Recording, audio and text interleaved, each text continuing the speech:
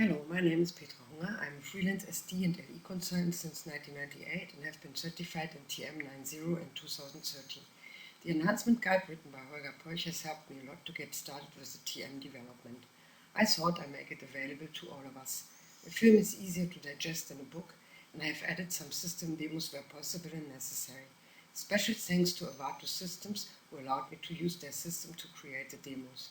The second part is about development in TM, how to work as a service manager and how to retrieve data from objects.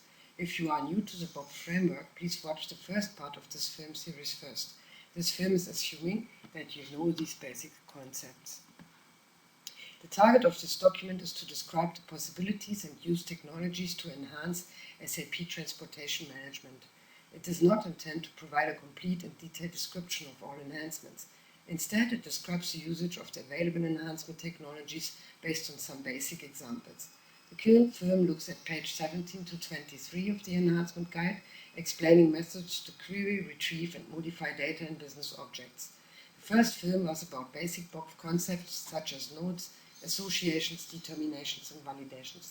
The third film looks at creating field extension subnodes and everything that is described in chapter 3.3. In this section, we give examples on how to implement BOPF consumers. That means how to use core services that allow creating, accessing, and modifying business object instances. We start immediately with one very useful core service, the Service Manager class, and its interface. Since he's doing a lot of work for us, we have chosen the picture of a butler. First, you declare a local object with reference to the core interface, BOPF, if for interface, tra Service Manager. The interface has the different methods like query, retrieve, etc. Then you call global class BOPF CL for class underscore tra serve mgr factory and its method get service manager. In brackets, you specify which object you want to refer to. In this case, we refer to the TRQ object. You must specify the constants interface of this object and the object key. So here the if trq underscore c is the constant interface of the forwarding order, so the system knows now that the service manager needs to be called for the object forwarding order. Sometimes the local object can also be called lo sirf trq instead of lo sirf mgr, so that you remember which objects you were referring to. Now that you have finished the preparation, you can call the method of global interface BOPF if tra service manager. Method query will allow selecting some forwarding orders from the object. We will look at this method in detail in the next slides and also show you some other interesting methods of the service manager. Each method has different exporting and importing parameters. For now, let's remember that we need these two lines of codings to be able to use the methods that allow us querying, modifying, and deleting data on the forwarding order. These few lines mean that what is illustrated in the picture. Choose an object and choose a thing that you want to do to that object. Once you have done your choice, you can go on. Before we go on, let's explain the constants interface. The constants interface foresees storing constants at the central place in the business object. Instead of defining them within the source code as it was done in the old world, you can refer to those already declared at the central place. You can find the constants interface in the business object. Do not open any node, double-click on the highest level of the object and identify the constants interface in the middle of the screen appearing on the right side. In this example here it's /scmtms/if underscore tor underscore c, and for the forwarding order it's if underscore trq underscore c. You can further double click on the interface name and you come to an interface with tabs. Now we come to the interface itself, we see tabs and we choose the tab attributes. In our example we are looking for constants related to the object key, so you navigate to sc underscore bo underscore key and click on the yellow arrow on the right side. Now you can see the constant that was declared for the business object key. You can see the type and a value. Each object has a unique alphanumerical key assigned to it. You could use this key directly, but it's better to refer to the constant, as it will be shown to you in the method that will be described in the next slides. Before we start looking into the methods, let's see which methods exist and what they do. This slide shows the Global Interface Service Manager and all its methods. We will show the following methods in detail. The query method allows selecting a few records from an object, for example forwarding orders. As a result, you only get the object keys and no data. The method retrieve allows selecting the associated data, for example header data of a forwarding order. Retrieve by association allows selecting the relevant item data belonging to those headers. Convert alternative keys allows converting object keys to forwarding order numbers, for example. Do action allows doing an action, a confirmation of a forwarding order, for example. Modify allows changing records of an object. Get new key generates a new key when you add a record to an object. The first method that we want to use is query. Let's use it to select some forwarding orders from the TRQ object. First, the data declaration. I will explain more on this at the end. Then we initiate the service manager using the coding explained before. Then we will fill an internal table ls cell par with some selection parameters. In this case, we want to select all forwarding orders created by a certain user. In order to do this, we use a query that exists already in the system. Since created by is header data, we look for a query assigned to the root node and find query by attributes. In the constants interface, we can look into attribute sc_query_attribute. Scroll down to the root and finally identify the field name for created by. That's how we can define the attribute name in ls_cellpar. Then we can directly enter the username whose orders we want to see. In this case, SCM support. After filling the fields, we append the query line to the internal table lt_cellpar.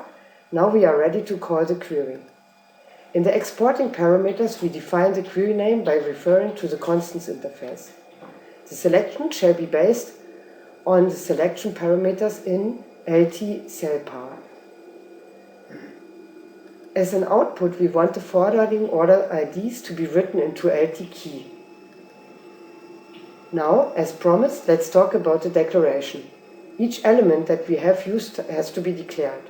To identify the correct one, you have to look at the parameters of the method query in the interface BOPF_tra_service_manager. You can get there by double-clicking on the first line of your declaration. Then you see the following screen. The one that was already there. ls_cellpar needs to be declared like IT selection parameters. LO_message like EO_message, LS_inf like ES_query_info, and LT_key like ET_key. This same procedure is valid for all of the following methods. Before we come to the other methods, let's look into the system and understand better what is the constants interface and how would we find the correct query, and let's debug our program with a few other parameters. Okay, in the following we will do a system demo to explain a little bit about this query. First of all, I will show you how to find a query for an object. So we are going into the object navigator or the business object processing framework. Then we open the business object, process object folder, go to the TRQ object, and in the TRQ object we have node structure and node elements. The query is found in the node elements, it's an element. Then we look at the level where we are, root, and then in the root we can find the queries. So here we find now our query by attributes which we are using. So after this system demo we will also show you, we will debug the program which is a copy of the demo program. Instead of selecting for forwarding orders for a certain username. We are selecting forwarding orders for a certain sales organization and for a certain forwarding order type. Enjoy! Okay, let's test this in the debugger. So we have our demo program here, change, and we have the two selection parameters. So now we can go and test it. Okay, we go step by step. Here we have sets org ID, and here we have TRQ type ZFWO. In the IT parameter we have two entries. Sales organization 54609 and ZFWO. And then we can go into the query with F6, and as a result we get 85 keys. So interestingly enough, here we have only the object ID, not the forwarding order numbers, and no additional data. So that's all the query is doing, selecting the relevant forwarding orders. Now I want to show you a very useful tool which allows us to check if those 85 records found are the correct ones.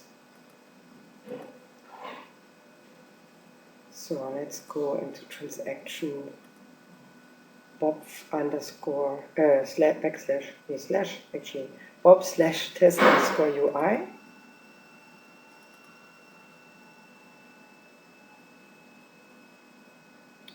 And we have the TRQ object here, and we can go query by attributes. And then we can enter here the forwarding order type and also the sales org ID.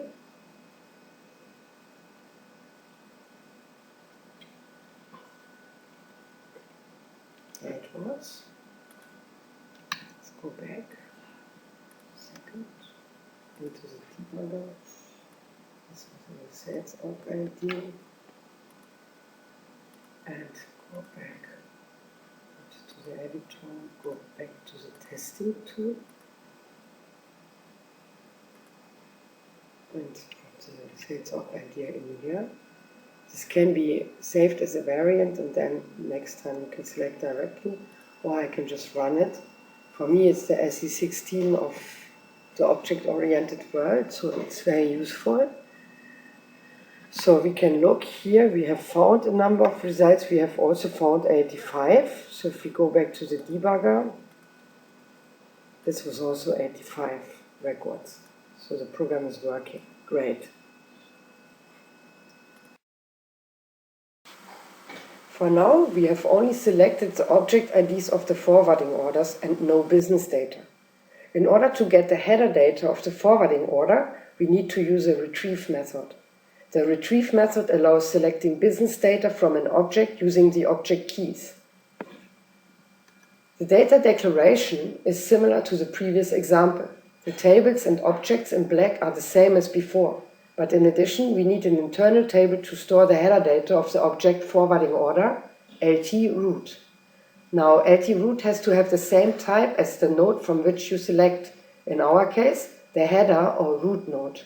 To find the correct type for the root node, you can use transaction /bopf_conf_ui, the object browser. Navigate to the root, double-click on the root node, and the combined structures on the right side in the middle of the screen. It has all fields of the forwarding order header and the object keys. Once we have seen the rest of the method, I will show this in the system. After the data declaration, you need to get an instance of the service manager. Our example is actually a continuation of the previous part of the program, and you do not need to declare it again. But I show it here again so that you understand the next statement. Here you call the retrieve method by simply referring to the service manager, lo_srv_trq, arrow retrieve. This is calling the method retrieve of that global interface. Let's look at the export parameters. You try to retrieve the data of a node. Which node? The root node. In order to specify this, you refer to the constants interface /scmtms if trq c and to the attribute scnode root. The internal table LT keys has the object IDs you have found in the previous query method. As a third parameter, you can set the edit mode to read only, again from the constants interface. As a result, you get the header data into your internal table LT root. In the system demo, I will show you how to find the combined structure and debug our example in the system. First of all, let's look how to find the combined structure. Conf UI BOPF, business object, TRQ object, node, root node, and the combined structure is here. So it's s_trq_root k. Okay, let's debug again and look at the retrieve and the retrieve by association method. So here you can see we still have sales org and forwarding order type as selection parameters. So we can test now and debug. And you can see here, first we are filling LT cell par with one record, which is the sales organization, and now the second record, which is the forwarding order type. So when we look at LT cell par, we can see sales organization 5many0609 and forwarding order type ZFWO is selected. Then we can go to the query F6 and then we can look at the result, and we saw it already. The result are 85 object keys, forwarding order keys. So now we can continue and we go into the retrieve method, and now we can look at the result. The result is the header data of the forwarding orders. So you can see here TRQ ID. This is the forwarding order number, the real number, not the object key, the document number, and then you can see the consignee, source, and destination location and sales org ID. And we can continue a little bit, go retrieve by association. This time we want to select the item data related to those forwarding order headers, F6, and in the result we have LT item key. And we have here all the keys in LT item key, the object keys, and we have the resulting data in LT log root. And the resulting data is empty, I haven't gone through yet. Okay, now we have it. Actually, I went already one further, which is reading the location data. Sorry for this. This is retrieved by association root and item, and this is retrieved by association item and location, which I will explain in the next slide. So let's go back here and look at root and item. So you can see LT item will have the data, the item data related to the forwarding order header. So here you have the object key, the item, the shipper key, consignee ID, and so on and so forth, many more data that's available at the item level. For example, here the item category, PRD and PKG for packages and products. So after that comes retrieved by association, and it can read the location data in addition, but I don't want to explain something that I would first want to explain in the slides. So let's continue with the slide demonstration. The next method will allow us to retrieve the item data for those forwarding order object IDs using the association between header and item. Again, we have a data declaration.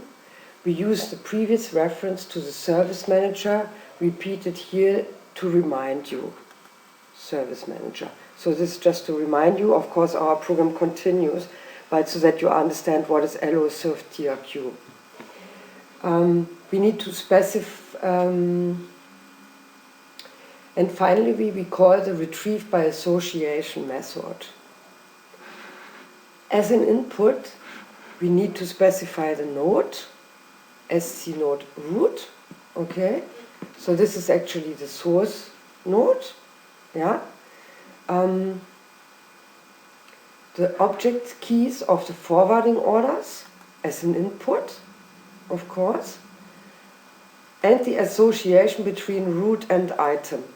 The association name is simply root minus item.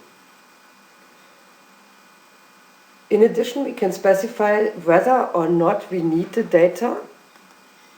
So here, if you say ABAP true, you say, okay, I want the data of the item as a result, or you say ABAP false, and then you just get the link between the two. In the TM podcast, sorry, from SAP development that I saw recently, it was about performance. They said that if you don't need the data, it was interesting for performance to unclick this parameter. That's why I was mentioning it. The importing parameters are declared based on the parameters of the retrieve by association method parameters. This means, okay, here we are, ET key link has the associated type BOPF forwarding key link. So here we are, IT key link refers to LT underscore link, and then LT underscore link is like BOPF FRV key link.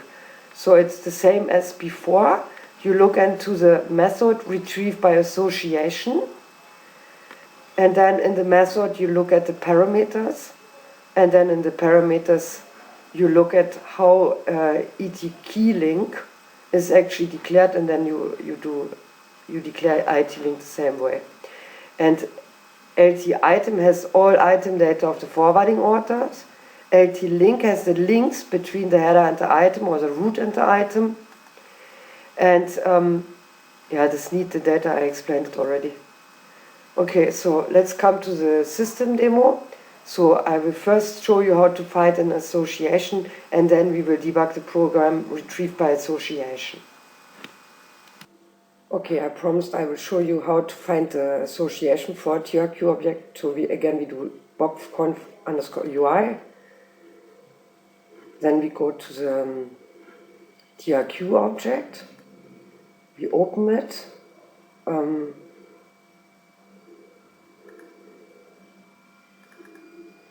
Okay, we open it. I forgot myself, sorry. And then you look at the node elements. And in this case, we are looking for the association between the root and the item. So don't look at the item, because you get the item and something else, what is below. Look at the root. And then you choose association, and then you see item association. And if you want to specify it in the retrieve method, in the retrieve by association, you do root minus item, simply. Okay, that's it for the demonstration. Before we start debugging, let's look at another kind of retrieve by association method. This time we use the forwarding order item IDs to get the location data related to those. As usual, we start with the data declaration. Repeat the service manager and call the retrieve method, retrieve by association method. As input node, we use the item node, referring to the constants interface if TRQC. As input object keys, we transfer the object keys of the items found previously into LT item underscore key. In addition, we specify the association between the item and the source location. We can specify whether or not we need the data or just the link. If we want the location data to be filled into LT underscore log underscore root, we say ABAP true. LT underscore log underscore root has the details for all locations related to those items. In the data declaration, it has to have the type of the combined structure of the master data object location. This is the field list contained in a location. We have already explained how to find the combined structure. Double-click on the node and find it on the right side in the middle of the screen. So for now, let's sum up. We have first selected a few object IDs of forwarding orders using the query method. Then we have selected the header data of those forwarding orders using the retrieve method. Then we have selected the item data related to those object IDs using a retrieve by association method. Then we have selected the location data for those items using another retrieve by association method. Now let's debug our methods and see how the data is filled in those two retrieve by association methods. Okay, let's debug again. I showed you already the method, the retrieve by association method, but let's do it quickly again so that you see it again. First, you fill LT cell par with the selection parameters, with the sales organization and the forwarding order type. So in LT cell par you have now sales organization 50609 and forwarding order type ZFWO. If we continue in the query method as a result, we get LT key, the result is LT key, and in the LT key internal table we get all the object keys of the forwarding orders. Then we debug, we continue, and we go to the retrieve method.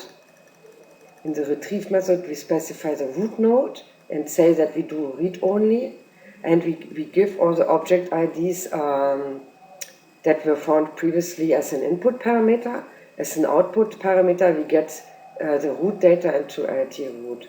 So let's do F6 and look what is in LT root, and we can see we have all the header data of the forwarding order, the real document number, consignee source and destination location, as well as sales organization ID, and we have only forwarding orders that have this sales organization ID, which we specify in LT cell par. So if we continue now, we come to the retrieve by association method, which is getting all the items related to the root. In order to do this, we specify the root as node, and then we give the association between root and item. We set this to read only, and we can say abap true if we want to get the data. So let's first try with abap true and see what we get into LT item. F6, LT item, 82 records with many items, with the object key of the item, with the item category, PRD, shipper ID, and so on and so forth.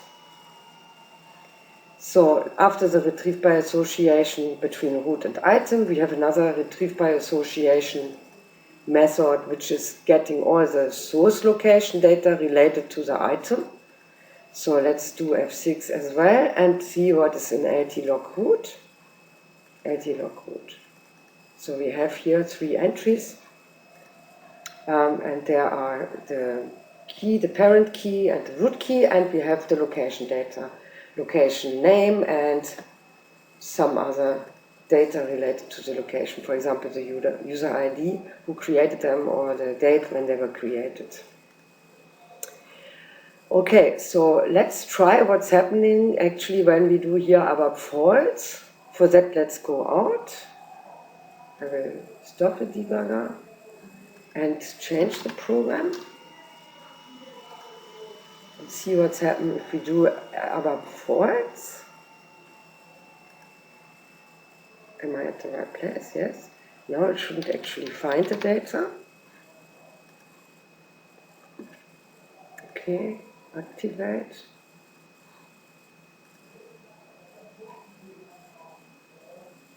Okay, let's test it out again. So we can pass that first breakpoint, because now we're just only simply filling that selection parameter table. You saw it now. And then we selected the object IDs. Now let's go to the retrieve method. We selected the header data. LT root is filled. And now we are coming to the item data, where we say abap false. So normally the result LT item should be blank. Yes, and we can see here 0 records. LT item is blank. In this case, it doesn't make sense, because we need let's see if we have the links. Oh, we have the links We have 82 records in the links, so, but that's not helping us because here we need LT item key as an input for the next retrieve by association method, so probably we don't get any data in this one. Let's have a look if the location data is there. No, we have the location data here. So you can actually also do this without taking the data, and it's surprised. I don't know if it was cleared. Well, I haven't, but it was cleared at the beginning.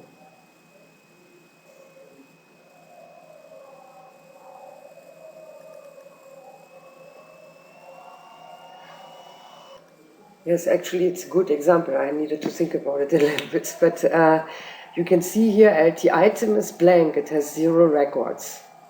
So this is better for performance, but you can still select the location data. So if you were not interested in the item data, you just wanted to use this query retrieve by association to come to the item, then you can, here it has as an input LT item key, so actually the object keys of the items, and so you can just use that, and that's the input for the next select or for the next retrieve by association method.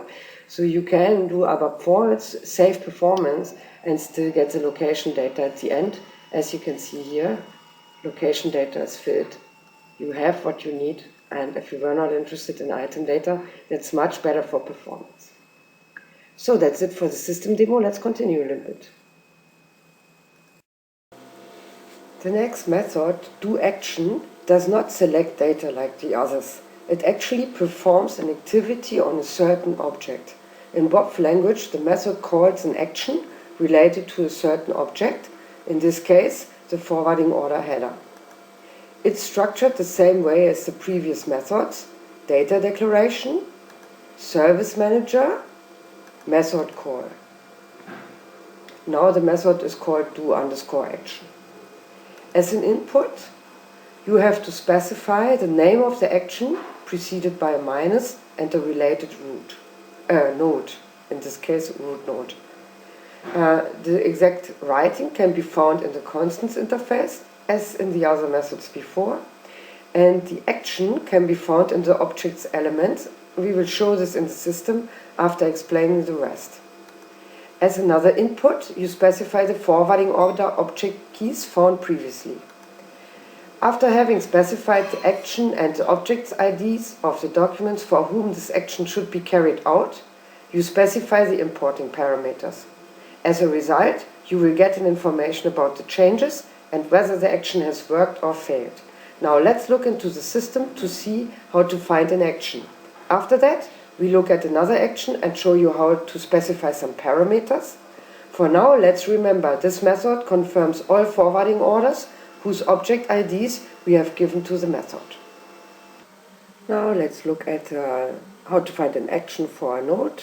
So in this case, we are at the root, we are at the header of the forwarding order, and we do a confirm. So as usually, we go into BOPF_conf_UI. We look for the business process objects, we do go to the TRQ object, we look at the node element, and then we look at the root, and then at the root we choose actions, and then here we have some actions and we find confirm action, and then here we simply see the action has a name, confirm, description, confirm forwarding order, it's related to a certain node, in this case the root. There can be object-specific action or others. Most, as those that I know, are object-specific. Then you can have multiple node instances. You can have write mode or only read mode. In this case, it's a write mode. We actually do something. We update the forwarding order. This action can be enhanced. Of course, it's at the beginning it's a standard action. You can see this here as well, /scm_tms. And then here we have the class that actually has the source code of the action. And then you have the parameter structure where you can give certain parameters to the action. So if, for example, if you want to confirm automatically and if you want to throw out a message, are you sure? I will explain more about the parameters now, because now we will look at the same confirm action and how we need to call it and give parameters to it. Okay, that's the end of the system demo. Let's go back to the slides. The next method is the same as before, do action. This time we will give some instruction before we carry out the action.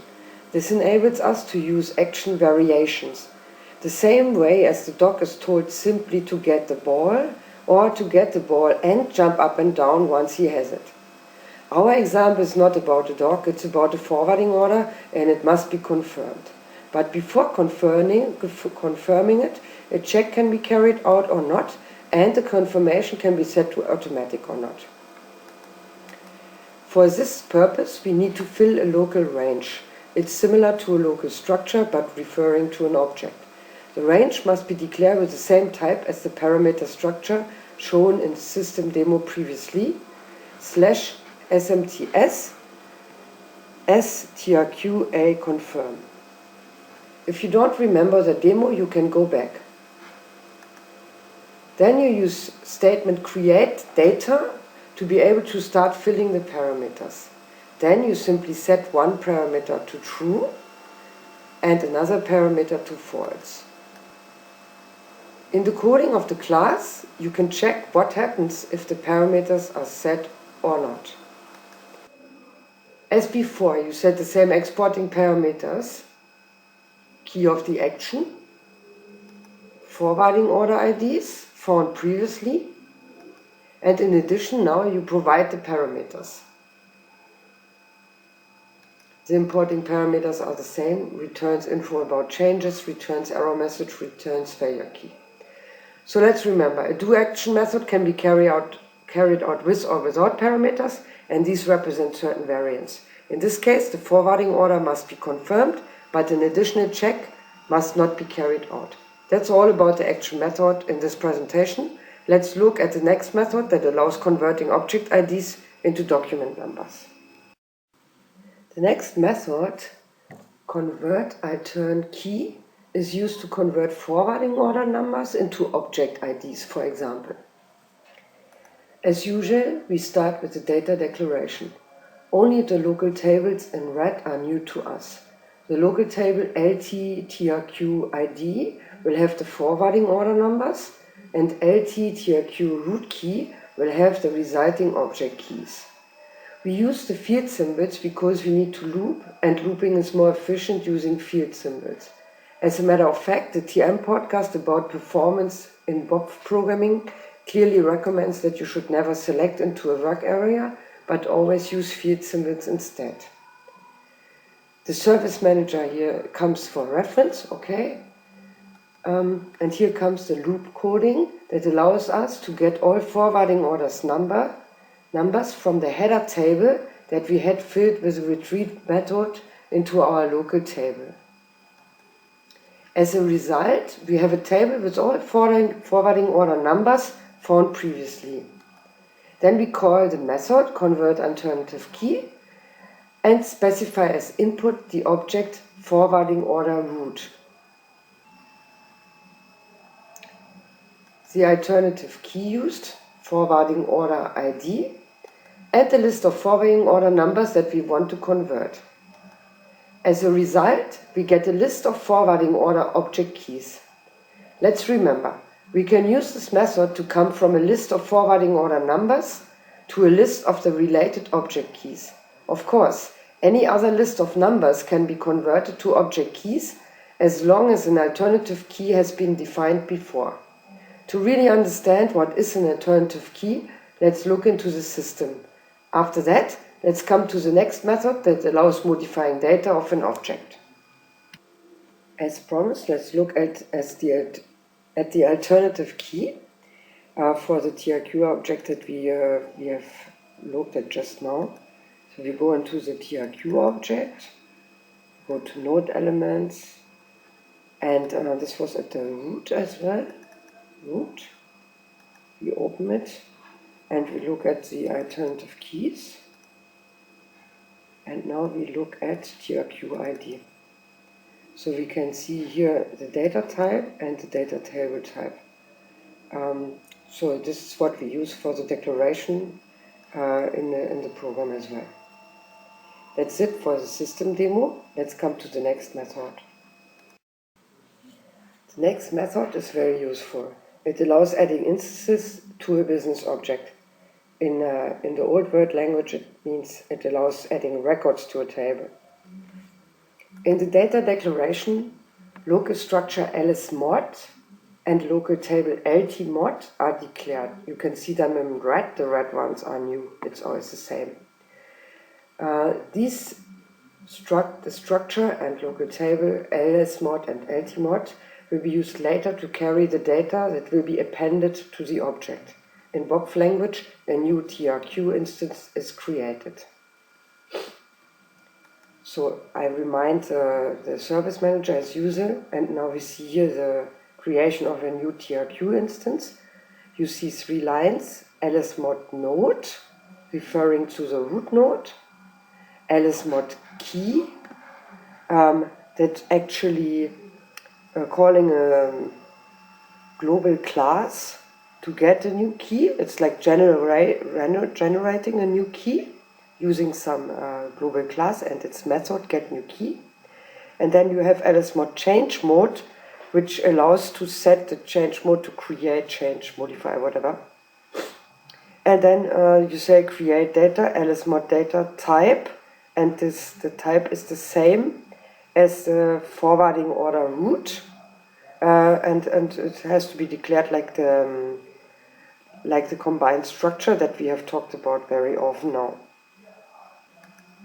Then we fill ltmod with data and set the forwarding order type to FVO. Yeah, you can see it here. TRQ type FVO. After that, we pass the local table to the method modify, and it will take care of creating the entry in the object. So the local table is ltmod, and here you can see as an exporting parameter, as an input, ltmod is input into the method modify. As result, you have a change information and you have a message. Here you can see an information or telling you that you must take care of. It's actually, you need to call another method to save the changes on the database. So maybe before we have done append, well, no, normally you have to do something else as well. But in the BOPF-oriented language, you have to actually first do the modify method and then do a save method. We will explain the save method right now. The save method is used to persist changes on the database. This time we don't deal with the service manager, but with the transaction manager. He needs to be declared as local object, lo_tra, and refers to the interface /bopf/if_transaction_mgr. In addition, we need a local variable that can specify if the save was successful, yes or no, and a local table that can carry all rejected keys, declared as you will see in the method. The transaction manager is initiated. It looks similar to the service manager initiation. You can see we have now another man. It's not the butler anymore. It's someone writing something on the table. So as I said, the statement looks similar to the service manager initiation, but with nothing in brackets. And of course, it's a different global class, CL_trans_trans_mgr_factory, and that the transaction manager is also a different method, get_transaction_manager. Finally, you call method save, and it will save the changes to the database and provide feedback of the processing result, successful or not, and it will also provide any failed object keys. It's interesting to see here, we don't have any exporting parameters. We simply do the method save after the method modify, and then the system knows what to save on the database. Let's speed up a little bit, we are running out of time. After having created a new instance in a forwarding order object, let's modify one. Data declaration and service manager call are the same as usual. Then you need to fill ls-mod again and the same 3 keys as before. The same 3 fields as before. But now you set the edit mode to update. You can see it here in red instead of create as usual as before, and you will refer to the same key as you have created before. Remember in slide 16, as in the last modify method, you have stored the key that you had created in a local variable using the statement lvtrq new key equals ls-mod key. Now you specify this key. This tells the system that you want to modify this key, also the record with this key. Then you change the shipper ID and store the change in local table ltmod. Now you can pass ltmod to the modify method, and don't forget to save the method to persist the changes on the database as usual. I know you must be running out of patience, and I'm also keen to finish this film, so let's come to the last slide in this film, deleting an object instance. This is the last method variation that we are discussing in this film. Again, we are using method modify, but this time we delete an instance. Actually, we delete an existing forwarding order instance. This time we use a query to select some forwarding orders, and we need to declare a result structure that will have the relating forwarding order IDs. The result structure or the result table is actually lt underscore trq underscore qdb, and we have to use a field symbol as well, ls underscore trq qdb. To start the query, we need to fill the selection parameters. All forwarding orders of type FWO. And then we can call the query method, and as an input we are actually giving the selection parameters, and as an output we get all forwarding order IDs that have the order type FWO. Now we are ready to do the deletion, and we are going to retain all forwarding order IDs with a field symbol assignment. And then we again have those 3 fields that are so important. ls-mode node is always the same as cnode root. We are at the header level. The key is now the key, also each individual key of the forwarding order IDs, because we are reading the table. And then now we have to set the change mode to delete, of course, sc modify delete. And the result of this we write into ltmod. Now we can call the modify method, and we give ltmod as an input parameters. And not to forget, we need to call method save to save the changes to the database. Thanks a lot for your attention. I hope you found it useful. I wish you every success with your BOPF development work. If you are developing in the BOPF framework, please consider listening to the TM podcast TMP020 Performance. Thank you very much. Bye bye.